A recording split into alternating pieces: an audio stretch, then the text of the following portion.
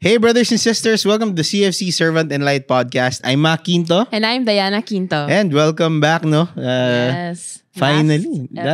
Last-ish. Last-ish. Pero obviously, we are happy that you're still joining us after the entire season and after the past seasons na din. And a gentle reminder for everyone, pwede nyong i-share itong episode na to at saka yung mga nakaraang episode natin. You can share it in YouTube, Facebook, or Spotify, and even Apple Podcast. Kung saan man kayo nakikinig. Yes. And don't forget to like and share to your members or to your household. Oh, no. You can share this to your household. And of course, you can also watch, lalo na hindi lang sa household nyo or any brothers and sisters na feeling ninyo ay makakatulong ito or makaka-inspire to, no? Lalo dun sa makaka-relate. Kasi may mga topics tayo na very talagang makaka-throwback ka minsan sa experiences mo in CFC, lalo kung matagal ka na dito sa community. Kahit nga hindi siguro matagal, kahit yung mga bago makikita na, kaya pala nangyayari yung ganito. Yung CLP nila, household. Mga special things na nangyari sa buhay nila. Anyway, one of the interesting parts or isa sa mga importanteng bahagi ng community natin. Actually, one thing that's unique about this is that we are a missionary community. We're a mission-sending community. Siyempre, alam nyo naman, marami na tayong experiences or ideas of going on mission. Ikaw ba? Nakapag-mission ka na ba? Oo, di ba katulad ganun sa past episode natin? First ba yun? Oo. First episode, pinag-usapan natin na isa sa Galilee is yung na-send ako to mission with my other brothers and sisters to Bicol. And I think isa yun sa talagang nag-sustain and nagdala sa akin throughout the community. Amen. And so, as a full-time pastoral worker, madalas din talaga nasa-send sa mission, short-term missions. Pero even before in YFC, di ba talagang pinapadala tayo. And then, last year, na we were sent to Singapore. Dahil nga this is a unique trait of our community or a unique aspect of our community. Siyempre, kailangan natin pag-usapan yun, di ba? Part of rejoicing, taking courage, and even returning to Galilee is the being able to be sent out or being sent out. Yes. And siyempre, part ng dahil isang podcast, we have our guest to talk about this. So, i-welcome po natin ang ating guest, a member of the CFC International Council, si Brother B-Boy Arguelles and his wife, Sister Rachel Arguelles. Welcome. Hello po muna kayo sa mga kapatid natin. Yes. Hello everyone. Hello sa inyong lahat. Yan, baka may gusto po kayo i-shout out sa yung mga anak nyo at home. Mga anak namin. Si Rafael, si Miguel, si Gabriel, si Uriel. Yan. We have 4 sons. Alright, so welcome po ulit sa podcast natin. Before we start, it's important that our brothers and sisters get to know us. Before we start, pwede po kayo magpakilala, introduce yourselves to our brothers and sisters. Yun. So, we joined SFC. Nag-start kami ng SFC. Pero hindi tayo sabay. Hindi kami sabay. Part ako ng first batch ng SFC, 1993. Ooh. Ako naman 1994. Yun. So, nagkilala kami sa SFC in 96. And then we got married in 96. So all in 1 year. All in 1 year. I will put it in details So Sige, nagkakilala kami ng Feb, tama ba? Feb 1996. Naging kami ng March 1996. Nag-propose siya ng June. Kinasal kami ng December 1996. Wow. Yeah. Isang taong pag-ibig. No? Ganun ka sure. Hindi nga eh. Walang isang tama. taon na isang taon. Yun, ganun. Pero magkaiba kami ng CLP ako I attended my CLP sa school kung saan ako nag-work. Sa St. Paul Pasig. Kasi pauso doon ng CLP ng schools. They sponsor, talaga pati food, libre ang venue. So parang yung mga first batch ng ibang lugar, sila yung nag-CLP doon. Tapos I transferred to Mandaluyong kasi taga Mandaluyong ako. Dahil ang hirap ng nagsi-CLP ka or nag-household ka sa Pasig. Malayo, Doon ko siya nakilala. Yun. Nandun siya sa Mandaluyong.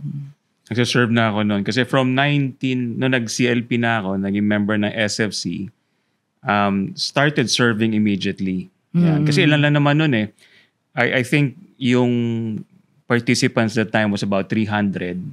Ang graduate 180.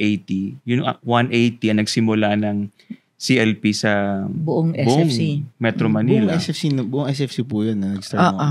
First, yun ang pinaka-first sa may Saver School.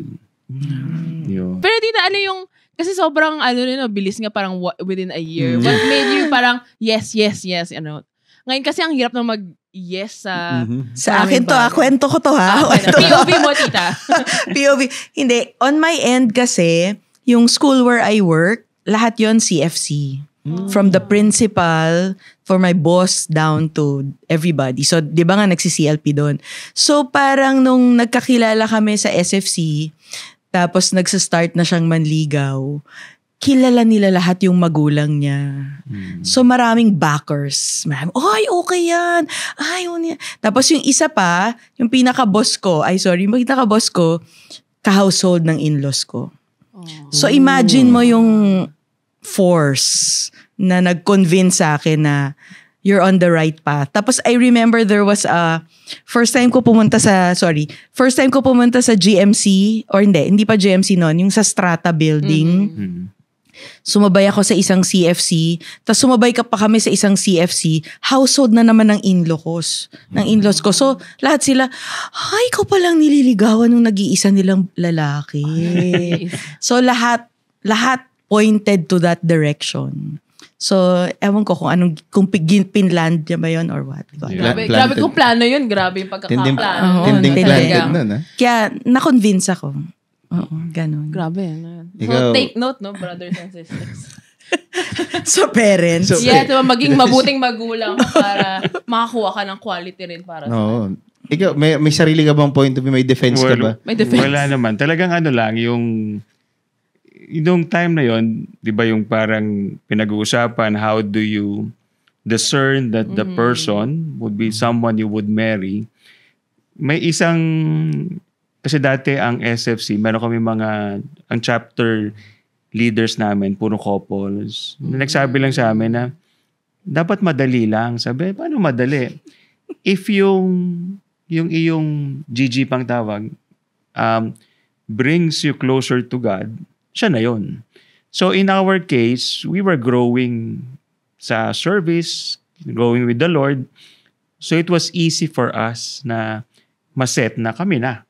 Kasi nag-grow Yun ang So, yun nga, we also, in the past, we were leaders in Singles for Christ. When we're being asked kung ano ba yung formula, dapat lang kayong dalawa, you grow with the Lord. And that would be something that you could always count on. Yun. Take note, mga kapatid. Mga ilang taon kayo nun, tito-tita? I was 24. Ako 26. So talagang sounds family. Sounds family. Very proximate din sa Pero ang twist niyan, I started working was 25. Wow. So 1 year lang, within a year of working. Yeah. Ready na si Tito. Ready na. Pero that was like a leap of faith because I started out even before in a bank. Siyempre, yung entry level mo, staff ka lang Pero ang isa lang parang deal ko with the Lord was that wag niyo po akong bibigyan sana ng trabaho na merong overtime at saka yung masyado akong makukuha yung oras ko. So, napunta ako sa palaging head office. So, hindi ako nagkakaroon ng overtime. Pero much more than that, nung nag-asawa kami, basta the Lord paved the way na lumilipat ako ng trabaho tumataas yung posisyon. Hindi, may doon, tuwing nanganganak ako. Lumilipat ng trabaho. May bago siyang work. I-avail lang niya yung maternity benefit ko. Kasi sa kanya meron, di ba? Or ako. Tapos meron na siyang lilipatang work. Parang ganyan. Tapos nung dati, nag-eksakto na pag nagkakaroon ka ng bagong anak, napopromote ako. Yeah. Yun. So ganun yung mga deal namin with the Lord. Kaya when we were starting a new family, it was not easy. Siyempre, kulang pa yung funds. Tapos nagkaroon ka ng sunod-sunod na anak. Kasi we believe na kailangan palagi na talagang magkaroon kami ng maraming anak. We're always striving to have more children. Hanggang ngayon. More pa, yes. More pa. Kaso wala na More, wala Share na. secrets. Pero hindi sa episode ito. Ayos yung pinupuntahan na ito. I don't know if a lot of our brothers and sisters know, if I may ask, kayo po ay, sa mga kapatid po natin din nakakaalam, si Brother B-Boy ay pamangkin. Maliban sa, ang magulang niya ay mga CFC leaders, ang kanyang tiyuhin ay isang obispo, arsobispo actually, si Bishop Ramon Arguelles. Hindi niyo po ba, wala bang nag-udyok sa inyo na nung panahon na yun na sumunod sa yapak ng inyong Tito Bishop? Nung ako po I think about 9 years old, I told my mom I wanted to become a priest. Yan. Sabi ng nanay ko, wag ka na magpare. Kasi I have 4 siblings, puro babae. So I'm the only boy in the family. The only Arguelles. The only Arguelles because dalawa lang magkapatid na lalaki yung tatay ko tsaka si Tito Father, we call him. So kung magpapari pa ako, wala na Arguelles. Tapos na. Tapos na. So, yun. With that, hindi ako nag-pursue. Pero syempre, I think even na hindi natuloy, yun namang calling na punta sa serving sa Couples for Christ. I would say. Amen.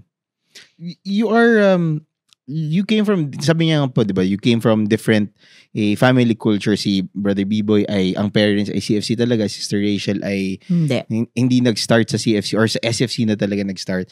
Coming from those different cultures, bakit nyo pinili pareho na, sige, magsi-CFC pa rin tayo? Siguro sa akin, kasi I think marami sa kapatid natin may alam, lalo na yung na-invite kaming mag-talk or mag-share, knows na I came from a broken family. So it's totally different from them na pagkakilala ko pa lang, parang lahat nasa community, lahat. Meron silang, lahat nag-household, mga ganyan. Sa akin, hindi. Siguro, I do not know kasi I also went to other communities. I started with SFC, tas ang hirap i-maintain ng household. Dahil strategic kami, galing iba, Antipolo, Makati, parang ganyan. Nag-seek ako ng other communities, pero I ended up again going back to Mandaluyong in SFC there. So, siguro talagang naghahanap ako that's something that can support me.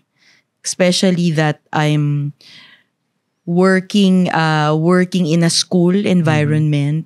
Merong desire, teacher po ako. So may desire to put things in order in my case. Kaya ako ginawa yun. Yung sa akin siguro because I guess that's the beauty of community. You go beyond. Kasi sabi nga ni Ate Rachel nyo, she came from a broken family. Kami naman, sobra kaming close as a family. Yan, kasi we maintain traditions. Yan. Kaya sa amin, crucial, for example, yung Christmas Eve. It's going to be celebrated by the whole clan.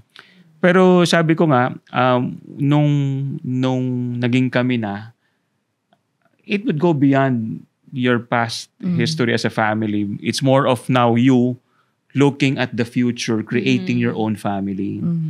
And I would say the beauty of community is that nung nag-asawa kami, alam namin na hindi naman ganun kadali mag-asawa, but we're comforted by the fact that yung community will always be there to support us. Because yung parents ko joined community way back in 1987 and my father went full-time nung prime nung kanyang career. Yun. So, for us, we were always looking at the brighter side of things. Yan. With that story na naikwento din ninyo, is that a reason na talagang on fire kayo to say yes on the mission? Lalo na po kayo, di ba? You're part of the you're a member of the International Council and at the same time also serving in the Global Mission Center. Is that a reason kung ba't kayo nag-yes pa din talaga? Yung inspiration na nakuha ninyo dun sa pagiging CFC niyo early on? I would say that's part of it kasi nga yung father ko no opt siya na mag full time. There were so many blessings, although there were so many uncertainties right then. Pero pag binalikan namin yung nakaraan, it was the best decision that my father made. Although it was not easy before.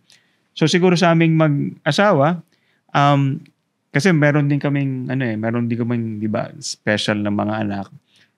Alam din namin na if not for community, we don't know what could have happened. Kasi yung isa medyo mabigat na.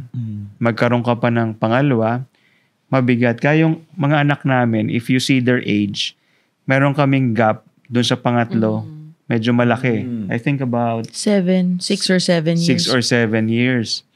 Kasi nung sinasabi ng doktor, since dalawa yung sa inyo, yung pangatlo, most probable na special din. Pero we just accepted na kung ano man ay bigay ng Panginoon, yun. Pero syempre, it turned out differently for us. Siguro sa akin kung bakit kami nag-yes, naisip ko lang, kasi ako, ito, lagi ko tong pinanggagalingan yung, syempre coming from a family like that, may desire ka na wag na maulit yun. Kasi alam ko yung pinagdaanan ng isang, na-share ko na yan in some conferences of being, lalo na nung panahon kong hindi uso ang hiwalay na magulang. The stigma, the so many things, no? Yung some friends or some parents being choosy na, ay, wag kayong makipagkaibigan dyan. That, sabi ko nga, in spite of the fact that I'm an achiever in school, some parents opt na pag nalaman nilang hiwalay magulang ko, ay, wag kayong makipag-friends dyan. Parang nakakahawa yung may hiwalay na magulang or I'll be a bad influence to them. So ako naman, may desire talaga ako. Hindi ko pa siya nakikilala, may panata na ako kay St. Joseph. I pray the novena, I go to, kung nasan si St. Joseph na mapupuntahan ko. I was really asking if I will not be entering religious life, I hope to have a husband who will truly help, be with me in raising a family. So, nung dumating siya and then I met him in SFC, I'm just so grateful to God that I was brought to SFC and meet him. Kaya, I find it difficult to say no. Kasi this is where God called us. So, this is also the way to be grateful to God. Diba? Ayos yung may panata kay St. Joseph na tas Jose. Oo, Joselito siya. Since you mentioned that your father became a full-time worker, di po ba? Ibig sabihin, mission was already ingrained in your family early on.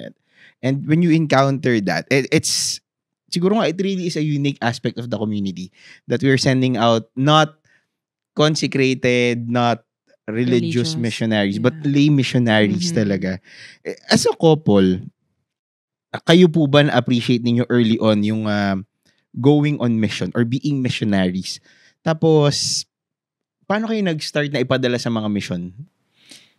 Basta alam ko nung mag-GG pa lang kami, first mission namin sa Batangas, excited ako. Kasi syempre kasama mo GG mo, di ba?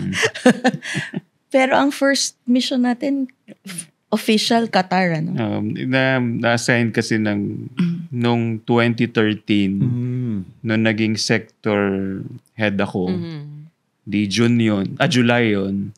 By January of 2014, ginawa na ako country coordinator ng CFC Qatar. Pero, syempre, yung mission na yon medyo limited. Kasi, sa office, hindi ka naman pwedeng...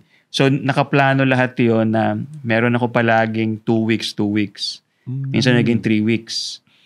Pero, that's only for CFC Qatar. And then, after nung naging sector head naman, naging mission head ng Americas.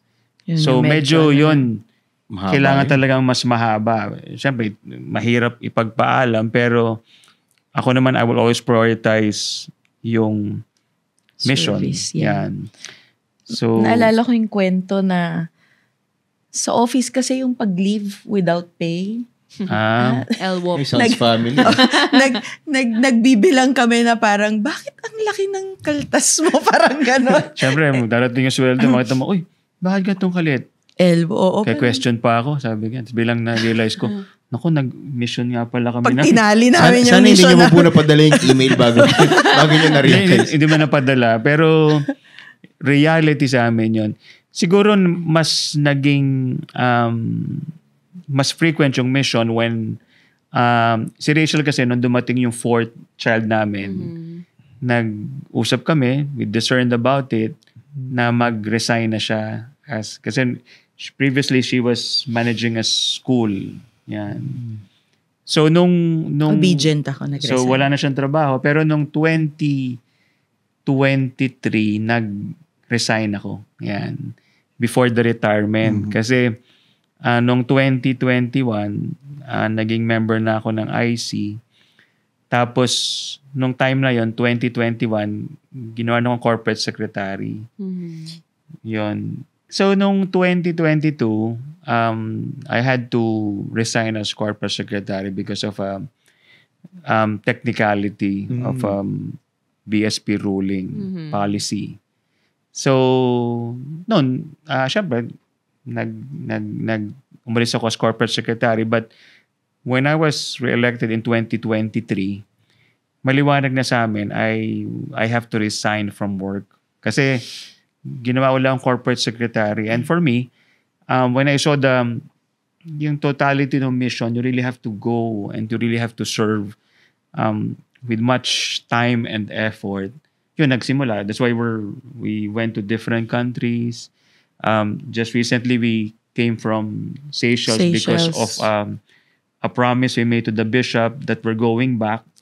Kasi ang gusto niya nung last time, i-meet namin yung lahat ng priest niya. Pero sabi nga namin, we can't rebook our flight, bishop, because from Seychelles, we're going to Mauritius and then to Kenya.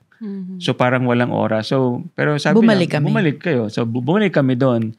Kaso nga lang, nung bumalik kami, babalik daw ulit. ang gusto naman niya ngayon, May part 3. nung represented yung family sa gift, kasama namin si Tito JY, Tita Mila, ang gusto niya, ibigay yung family sa gift Sa pare. sa lahat ng pari ng Seychelles. Para daw Yung maintindihan talks nila. natin, yung mismo. talks, hindi yung all the Hindi talks yung that we material, give. Parang participant sila ngayon.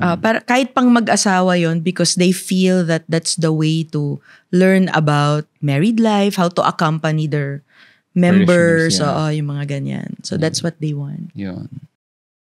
Ay, tita, yung na-mention nyo na parang napag-usapan nyo, napag-discern nyo ni tita na after your 4th child, you had to leave yung work or yung minamanage yung school. So, in terms of yung challenges in your role as, a career woman, and then yung obedience to tito, parang how is it in your marriage? I thought, well, for me kasi saying yes to be, serve tayo sa ganyan, gawin natin to, was easy, no? So I thought nung medyo na-fulfilled na yung part na, baka kailangan natin i-discern, mag-resign ka na, may pang-apat na tayo, etc., etc. So I was actively discerning. Easter pa nga ako sinagot ni Lord noon sa isang Mission Corps gathering.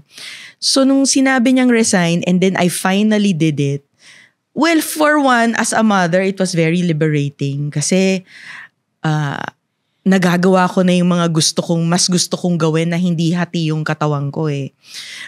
Because I'm also a spiritual mother to my students and all. Pero nung ibang reality kick na, like, sanay po ako that though we have a way of spending for the family, syempre sanay kang you have your own keep. 'Di ba? So yan yung number 1 kong inadjustan personally, no?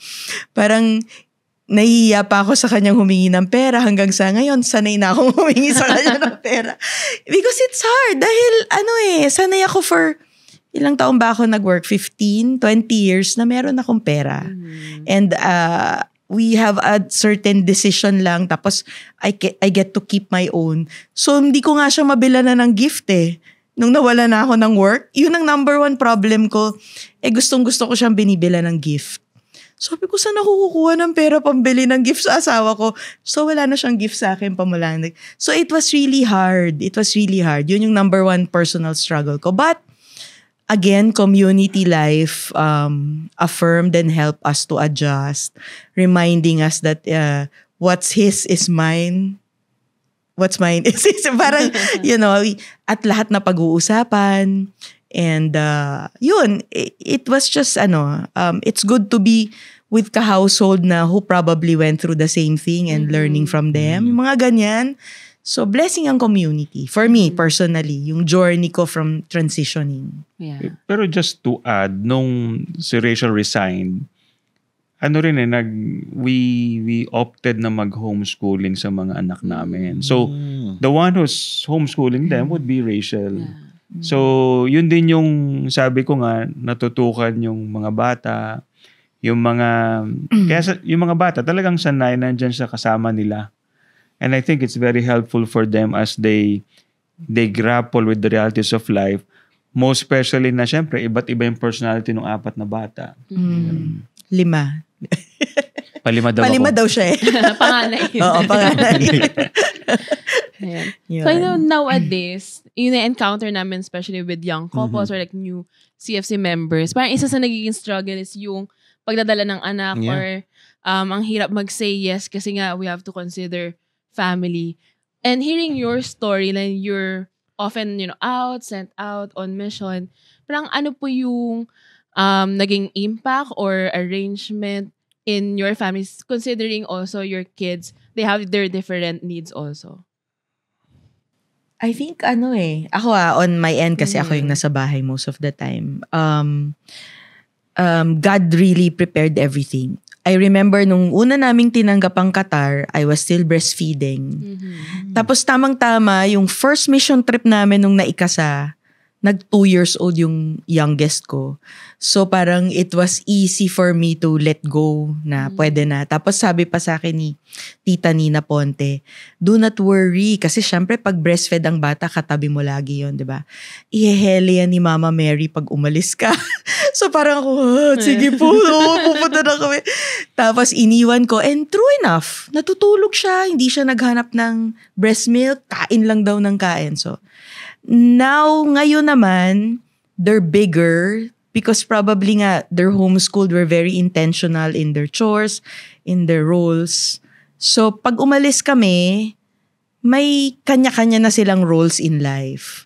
Plus, I would admit I'm grateful to my mom and to my mother-in-law and to my sisters-in-law and to some CFCs na very close to my kids na pag wala kami, nasa phone book na ng mga anak ko yung mga taong pwedeng tawagan. CFCs, titas, syempre may hierarchy una. In-laws muna para hindi na kaya. Tapos mga tita-tito na sa CFC pag hindi nyo makontak. So, nandun na sila sa part na they can do that. So, the longest we've been gone is a month. Close to a month. Marunong nang magluto yung pangatlo. Tapos, all boys po sila. Tapos yung second, even with autism, magaling siya maglinis. Diba? Siya naglilinis pagkakain. Siya nag-aayos. Kahit makalat, basta pakainin lang siya. Yung gano'n. Pero siguro yung kinuwento mo nga sa Qatar, yung sabi ni Rachel na yung pang-4 namin, breastfed, sa breast lang. Hindi siya nagchuchupon. Walang Hindi siya chupon. Sa breast lang talaga. So when we left, ang worry mo, paano kakain? That's the concern eh. Alam mo ang sabi lang, kumakain daw pa konti-konti ng kanin nung umalis kami. Pero after 2 weeks, paglapag pa lang ng aeroplano, sa van pa lang, pumapalaho na yung apa. Kasi nakita na nanay na eh. Pumapalaho na. Sabi siguro, ito na yung gatas. Welcome back. Hindi, totoo, pumapalaho siya. Ang layo pa lang namin. Yung to be grateful to Ate Rachel, lahat ng anak namin, breastfed. Ang pinakamatagal dyan, yung bunso, yung pang-4. 4 years. 4 years. 4 years. So, yun. Kaya medyo malalakas yung lumaking talagang breastfed monsters. sila. Amen. At this point, dahil nasanay din, kayo rin po, di ba, Tito B-Boy, na nasanay kayo na ang parents ninyo ay lumalabas or nagmi-mission din. Was there a point na parang tinanong nyo, bakit nga ba sila nagmi-mission? And are you not afraid na baka isipin din yun ng mga anak ninyo sa inyo eventually? Kwento mo, Dad. Nung nag-CFC yung magulang ko, I don't like CFC. Kasi ang feeling ko noon, CFC took my formative years. Bakit? Kasi nung syempre nag-serve yung father ko sa CFC. Nagtayo siya ng business. Yan. Pero pagka may mission, mawawala sila. At since ako ang nag-iisang lalaki, iiwan sa akin. Ikaw magbabantay ng business. Kaya marunong ako mag-cater mag-isa. Catering sila. Yung kunwari 50 na katao, kaya kong mag-isa yun. Kasi ang gagawin lang, Nagpipilit sa. kunwari di may catering. Sabi na, B-boy may catering. O di nag-ayos na ganyan. A few days before, mawawala yan. Saan pupunta? Magmi-mission kami. Sino po mag-aasikaso nito? Di ikaw na lang. Ganun po. So imagine mo, prepare ka ng catering. Pagkatapos ng catering, ikaw yung maghuhugas. Kasi na ako maghugas ng 5 plato. Because of that kind of Tapos, syempre, yung when we needed them at times, kasi syempre, kaya there was a time I was so independent na I can live on my own. Kasi doon ako pinalaki. Unlike yung mga sisters ko, babae sila, medyo controlled yung situation nila. Unlike me, lalaki, ako yung naiiwan. So, even before, ganun na, nagkaroon din ng restaurant. Papasok ako gigising ako ng 4:30, papasok ako sa school. Kasi yung school, malayo. From Batangas to Lipa. Tapos pagkatapos ko ng school, diretso ako sa restaurant. Ako magkasarado ng restaurant. So, ganun yung na palaging sabi ko, So, noong una, I don't like CFC. Tapos there came a point, nagkaroon ako ng konting, that was on my past. Kaya nga connected yan, kung bakit I started working 25 na. So it took me 8 years to finish a 4-year course. So connected yan. Kaya ako napunta ng SFC, wala na akong bala sa tatay ko eh. Kasi ubos na yung alas mo eh. Wala Pinilit na siya in other words. So umattend ako ng CLP, bantay ako ng tatay ko. Kaya hatid ako sa venue. Bantay sarado. Bantay siya doon. From Batangas, luluwas siya ng Mandaluyong, kukunin ako sa bahay, hatid ako sa venue, sa venue ng CLP. Pagkatapos, hintayin niya ako matapos Pero nung second module, 4-4 pa nun, di ba? 4-4. Sabi ko, pa, wag mo na akong Bantayan. Huwag mo lang bantayan. Sabi, hindi. Pag umalis ako, sigurado ko, aalis ka eh. Sabi ko, hindi, pangako hindi ako aalis. So bakit? Anong guarantee? Nakakahiya na eh. Sabi ko, pag tinatanong, sino yung kasama mo? Sabihin ko, tatay ko. Laki mo na kasama mo tatay mo. May chaperone. SFC yun SFC. Mga SFC nun, medyo mature talaga working. So, natapos ko yung CLP because of that. Yan. So, a lot of things happened in kasi nga, lumaki kong yung nag-iisang lalaki. And I think for those who grew up na nag-iisa kang lalaki, ang kinakabahan palagi ang mga tatay, you grow to be effeminate. So, hindi naman sa pinabayaan, parang basta lang gusto niya, lumaki kong lalaking lalaki. So, ganon. So, independence, lahat ng actually bisyo. Pwede at a very young age. Yan. Hindi pa siya CFC noon, si Papa. Noong time may ba CFC? Pero nung naging CFC na, hindi ka na niya pinayagan noon. Hindi na pwede. Yan. Pero syempre, college na ako noon. Hindi na ako gano'n nababantayan. Nakakalusot na. At saka I studied sa National University. Tapos doon kasi merong dorms. So nasa dorm ako. Totally far away from, because I think for some men, some boys, when you're growing up, you don't want to be associated with the family kasi parang sign of weakness.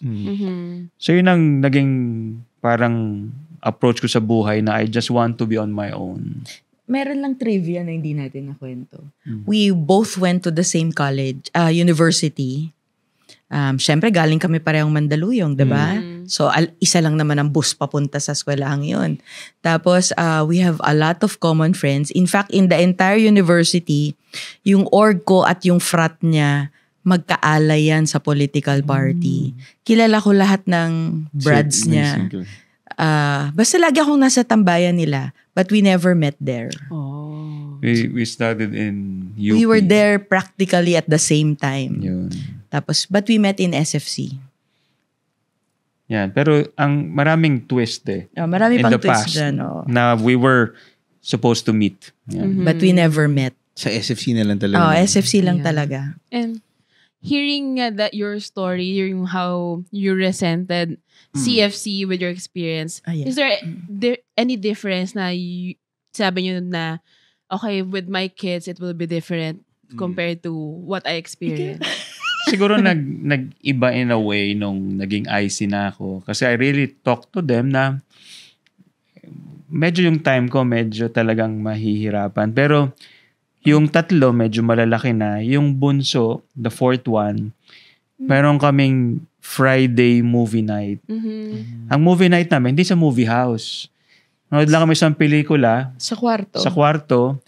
Kakainin yung kanyang favorite chips at saka C2 apple. May ganyan eh. And that's our movie night. So dapat, ano yan, kunwari magmi-mission ako ng 4 weekend. weeks. Yan. Mag-a-advance movie Babayaran night. niya yun. Kung hindi ko ma-advance, pagating ko, babawiin ko yun. Yun. Pero syempre, as much as possible, we really want to spend time with them. Kunwari, minsan, napadaan kami sa mall. May 50% ng isang credit card. Bigla kaming kakain, ganyan. Simple namin Kasi yun. we grew up na for us, the way to really help yung bonding ng family is eating. is eating. Because of the catering business. Pati family nila ganon. So doon namin nakuha yun ang core ng aming gatherings. Kailangan laging may food to share. Yun. At saka I think crucial yung pinag-uusapan. Kasi we never treated our children na lang sila. We treat them truly as part of the family and a voice to be heard. So nung nag-sector head siya, syempre yun, oo ka lang bigla, diba? Tapos naramdaman nila yung galaw namin. Tapos nung sinabi ni B-Boy na I have a new service, I'll be a mission head, sabi niya, will it be like a sector head? Parang ganon. Sabi namin, not as much because you're far from your mission area. So, okay, tas alam nila yung mission out namin kasi may work pa siya nun.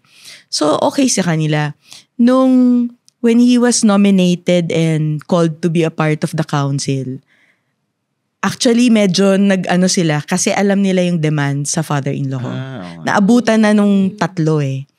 And they were always talking, I don't know kung alam ni B-Boy, but they were always talking to my mother-in-law, asking, what does an IC do? Parang ganyan. And then, I'm grateful to my mother-in-law. Kinakwento niya, why is it important? What is the call about? Ganon. Tapos, bigla nila yung fourth sa namin, Mama said that being an IC meant like this, ganyan-ganyan. So sabi ko, okay, good. Nakukuha nila. On his second term, honestly, before he accepted the nomination, ginather niya uli yung mga anak namin. And asked, more or less, no? Heard their voice. What are your thoughts?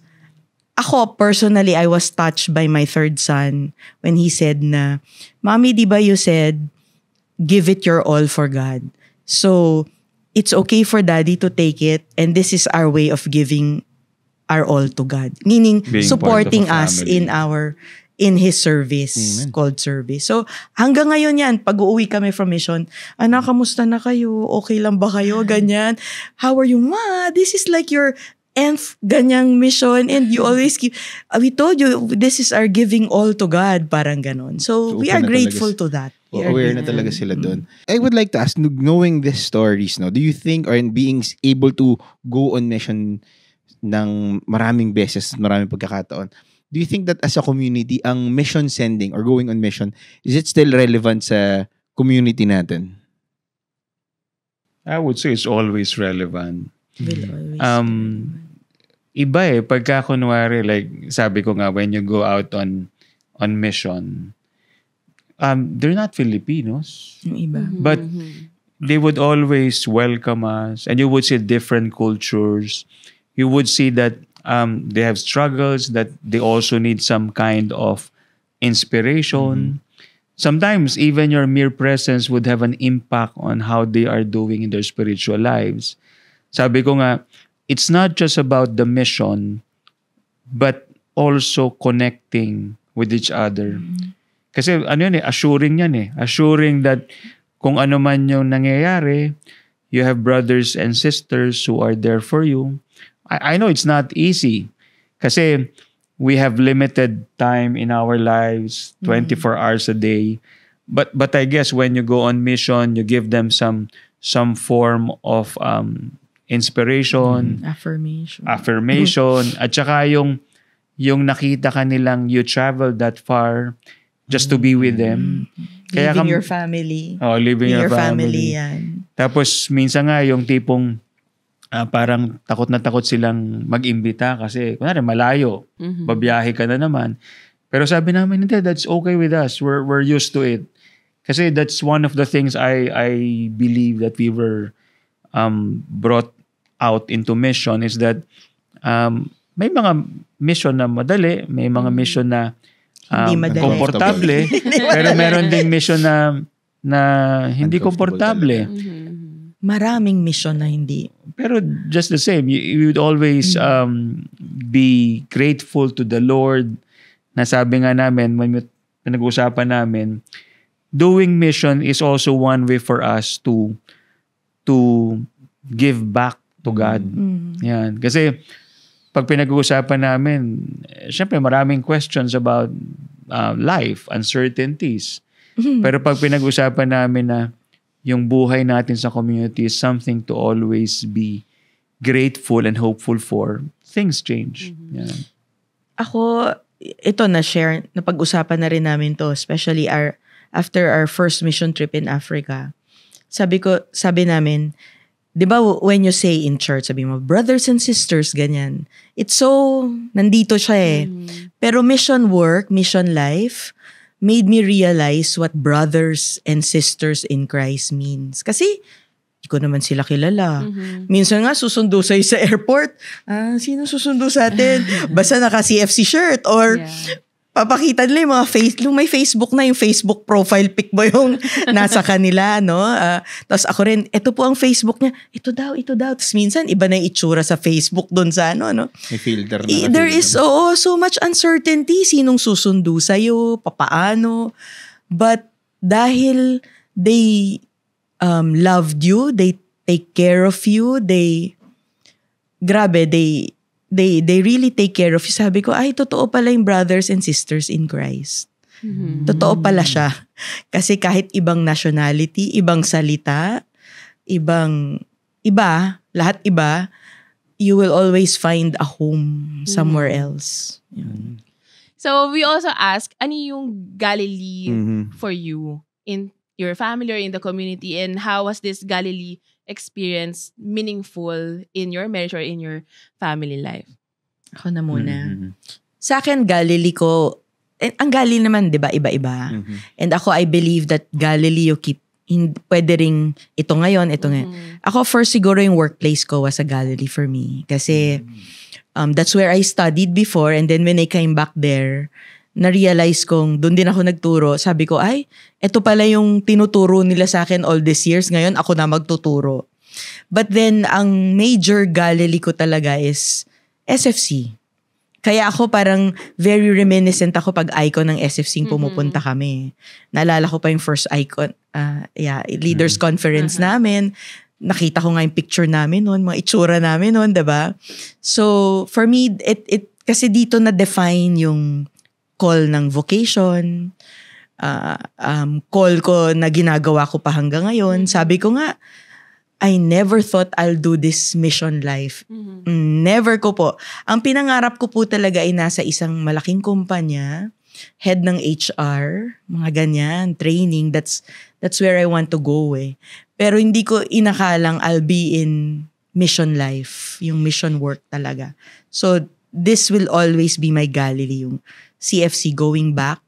When we go on mission, when we go back home, Galilee again, balik, ganyan. So, ito talaga for me. Yun. Siguro sa akin, SFC rin. Kasi SFC yung nagbago sa akin. Yan. So, ang dami. Hindi ko alam kung, I would know because if not for SFC, baka hindi ako nakagraduate. Kasi nag-aaral pa ako nun eh. Hindi ako nakagraduate. I don't know what could have happened in my life. So palagi yun, kasi nung I don't know what made me enjoy so much the faith nung SFC.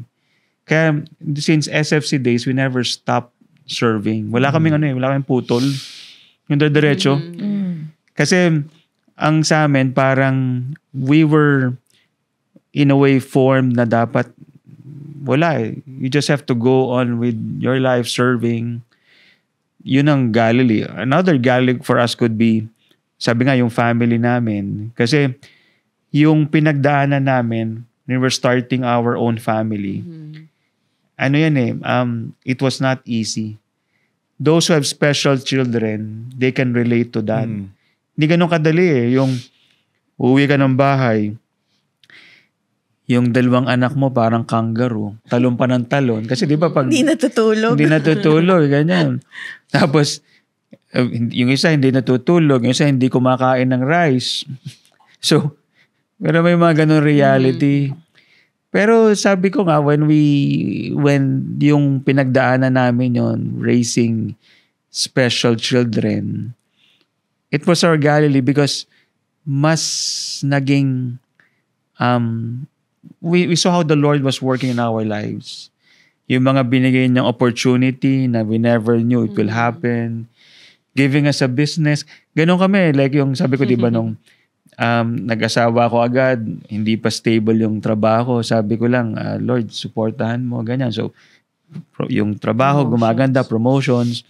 Nagkaroon kami ng special. Sabi namin kay God, Lord, we want to provide all the things we can to help them be better. Yan. Nagkaroon kami ng business just through the years they were coping up with their situation. So, binigay namin. Kung ano man yung available nun, whether here, abroad, binigay namin. And it helped them. Pero syempre, nung umayos sila, nawala na yung business. Nawala na. So, ganun kami nakipag-deal kay Lord. Kaya nga sabi ko, when we look at our lives, ang galing namin palagi, it will always be the assurance of the Lord that no matter what happens, He will be there for us sa family namin. And ako, I would always be grateful for CFC.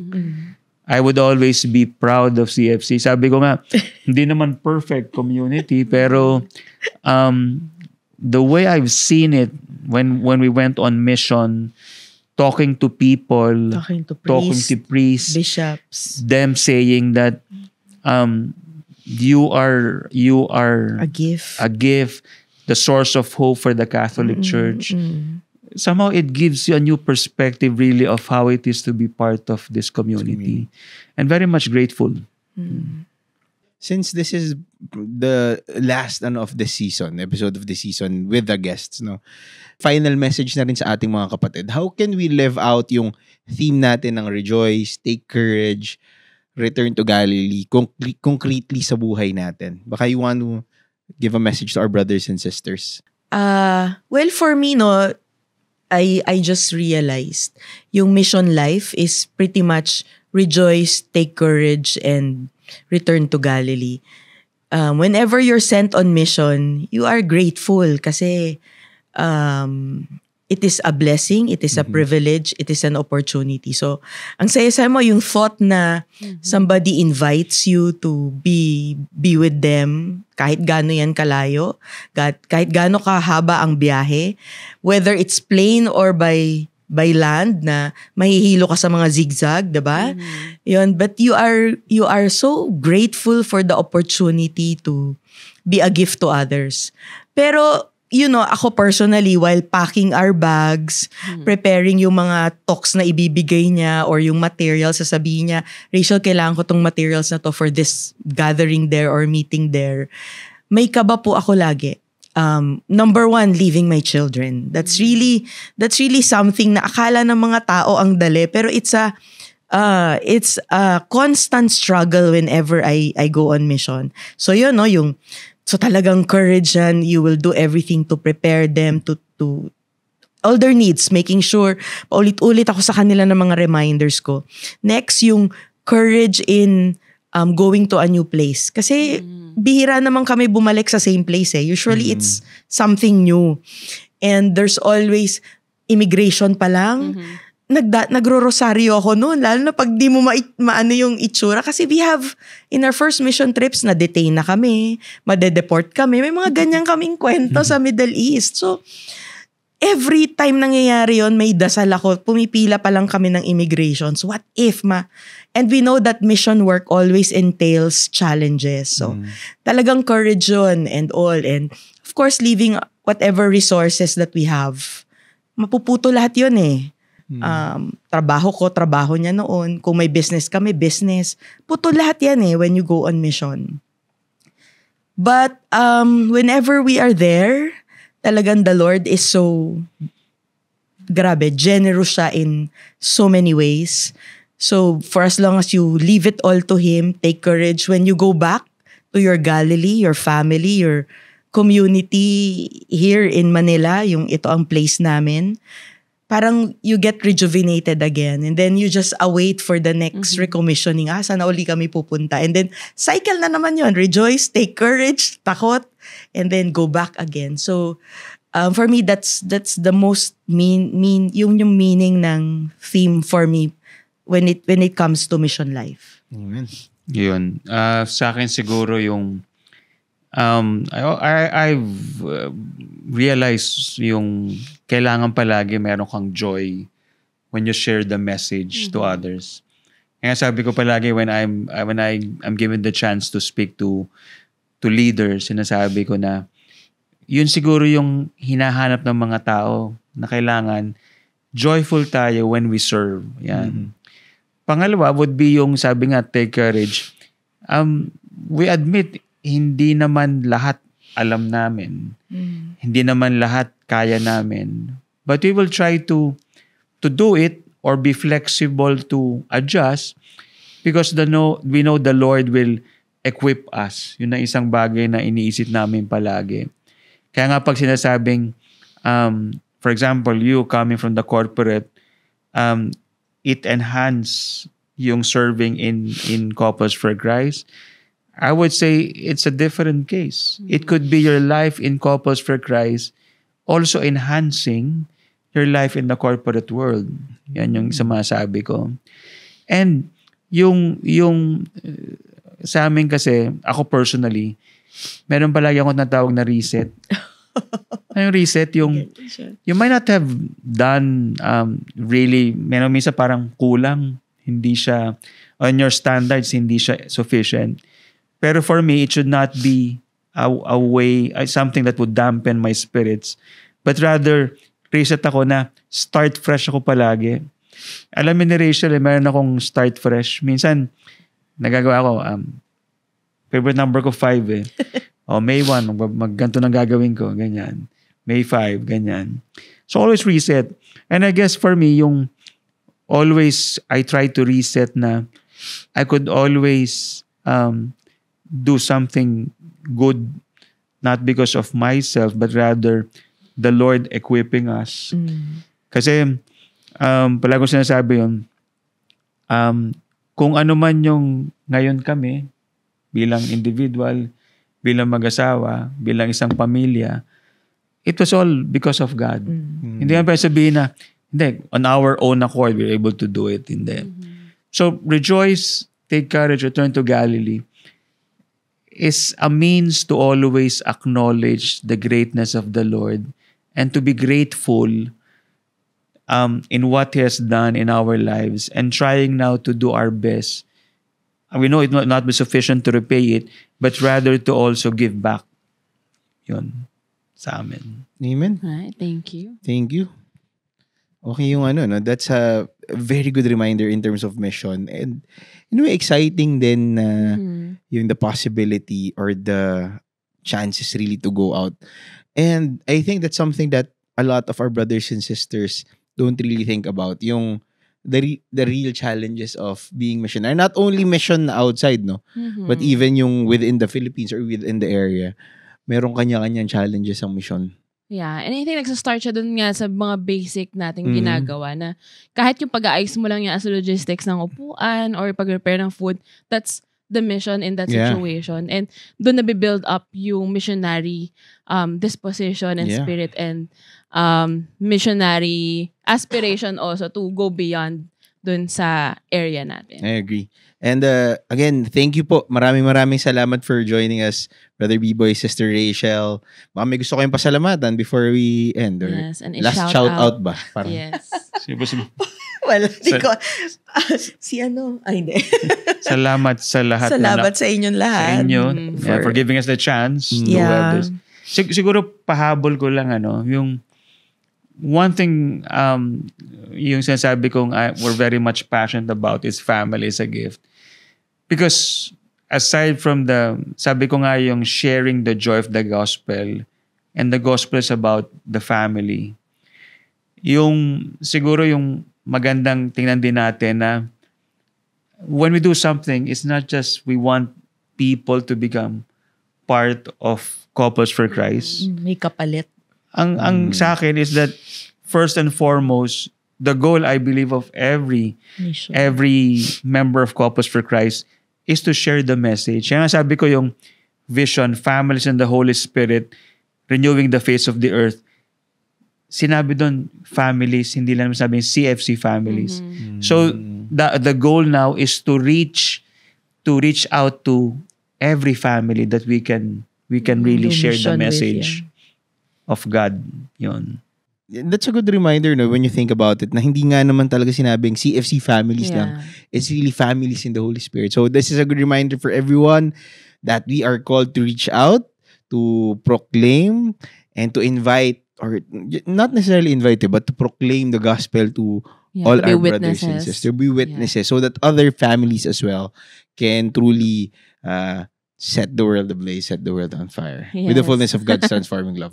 Kinumpleto na natin. Actually, listening to our conversation for this episode, parang it made me realize na kasi yung last season natin is about families. Parang for me, parang, what can top family? And then, this is very thematic. Pero like, for our last episode with our guest, parang very resounding yung message na ang basic talaga, ang babalikan talaga natin is the family. Kasi we are missionary families. So yung importance of being with your family and letting your family understand the community and of course, involving them also in the community. Amen. So, once again, maraming salamat po ulit. Thank you. Salamat din At po. napaunlakan niyo po kami. Thank you for the time. And once again, brothers and sisters, maraming salamat for joining us for this season. Yes. Season ender-ish. Season ender-ish. Para mga surprises. Pabitin. Parang ganon. Thank you for joining us. Once again, mga kapatid, please share this, not only this episode, but the previous episodes in the previous seasons as well. Yes. Sa Spotify, Apple Podcasts, or Facebook. you can find it in Facebook and also YouTube. Yes. So, Ayan. this is the CFC Servant and Light Podcast. My name is Mac Quinto. And I'm Diana Quinto. Tara, kwentuhan tayo.